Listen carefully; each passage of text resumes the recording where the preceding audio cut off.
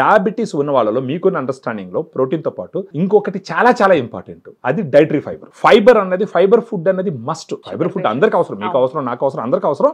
కానీ డయాబెటీస్ ఉన్న వాళ్ళకి ఇంకా అవసరం. మీరు చెప్పే ఈ లీడింగ్ ప్రోడక్ట్లు దేంట్లోనూ కూడా మన డయాగ్రామ్ లో ఉన్నంత డైటరీ ఫైబర్ లేదు.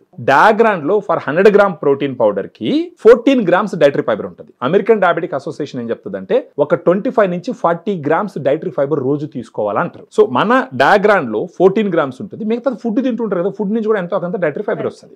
వేరే వాటితో పోలిస్తే ఫర్ 100 గ్రామ్ పౌడర్ మన దాంట్లో 25 గ్రామ్స్ ప్రోటీన్ ఉంటుంది విత్ 5 టైప్స్ ఆఫ్ సోర్స్. వేరే వాటిలో 20 గ్రామ్స్ ఉంటుంది with 2 types of source, at the maximum 3 types of source. దీంట్లో వచ్చి soya, whey, casein. Whey protein immediate energy ఇస్తుందండి, కెసిన్ స్లోగా ఎనర్జీ ఇస్తుంది, సోయా కూడా ఆల్మోస్ట్ మీడియంగా ఉంటుంది.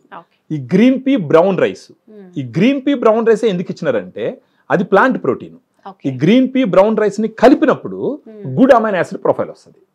ఆ గుడ్ అమైనో యాసిడ్ ప్రొఫైల్ వచ్చిందంటే ఆటోమేటిక్ గా ఫ్యాట్ బర్నింగ్ ఉంటుంది, మజిల్ మాస్ ఇంక్రీజ్ అవుతుంది, గ్లూకోజ్ యూటిలైజేషన్ జరుగుతుంది, త్రూ అవుట్ ఎనర్జీ ఉంటుంది, ఫైబర్ కూడా ఉంటుంది. Over period of time glucose level control అయిందంటే వాళ్ళు వాడేటటువంటి టాబ్లెట్స్ నంబర్ కూడా తగ్గించుకోవచ్చు, డోసెస్ తగ్గించుకోవచ్చు, వాటి వల్ల వచ్చే సైడ్ ఎఫెక్ట్స్ తగ్గించుకోవచ్చు. ఆ ఖర్చు అక్కడ తగ్గుతుంది, దాన్ని దీనికి పెట్టుకుంటారు. షుగర్ పేషెంట్స్ కి ఒక బెస్ట్ ప్రోడక్ట్ అనుకోవచ్చు. అయితే ఖచ్చితంగా ఇది ఒక ఫ్రెండ్ లాగా షుగర్ పేషెంట్స్ కి డయాగ్రాండ్ అనేది ఒక ఆపద్ బాంధవులాగా అనుకోవచ్చు.